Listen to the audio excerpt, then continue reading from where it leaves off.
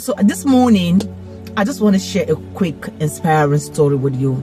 The reason why you should not be that person who only is conversant with making excuses, but rather you should be a person who get up and gets to work. Because the Bible says through the works of our hands, I beg your pardon, he will bless us. But God must find something to drop something in. God must find something that he is going to, increase. God must find something that he will expand. God must find something that he will breathe himself on. And that is why the Bible says God will bless the works of our hands. I ask you this morning, what is in your hands that you want God to bless? So there is a man who works where I work, and he is 70 years old. And as I speak to you, I just saw him walk past me now.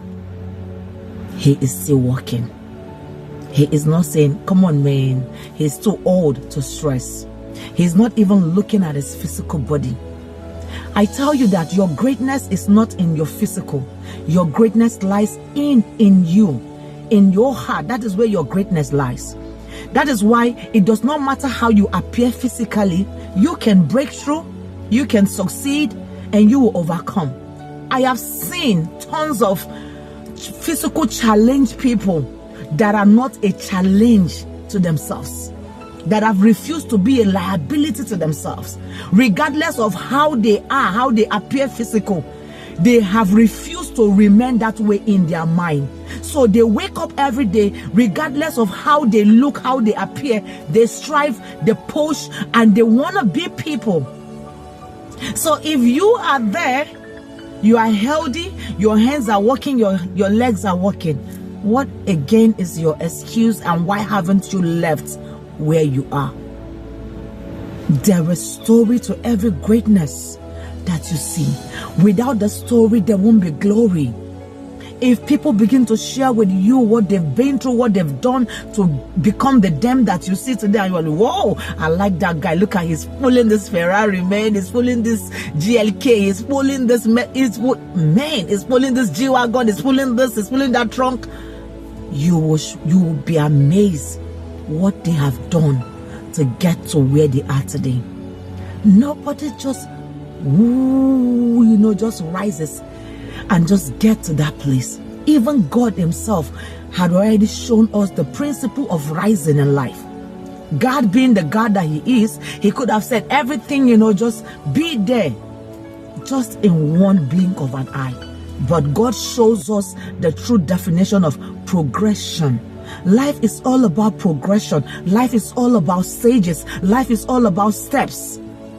He took his time and he created, and he will look back at it and he saw that it was good, and then he progressed, he went on. You cannot outrun the principles of life. You must follow life, and because you cannot outweigh the law of gravity, you must follow it and build momentum. And the more you keep on growing, you gain more stamina so that you can withstand and face the next stage that you are about to walk into. There are people who have walked in where they have to sweep, wash toilets, wash bedroom, attend to people, a whole lot. And then you see them today and be like, whoa, I want to be like this person. Girl, boy, you gotta walk. You've got to walk. You can't break the laws of life. You've got to walk, man. It takes one before you can get two, and you have to get two before you can get three. That is the way it is. There is no shortcut to greatness in life. Even God has shown us that progression is part of the best way to go about life. Does that make sense to you? It's a beautiful day. While you are looking at that rich boy, that rich woman, you also need to look at where they started from. Don't just look at where they are. Go look at where they started from. That will change your mindset. It's a beautiful day.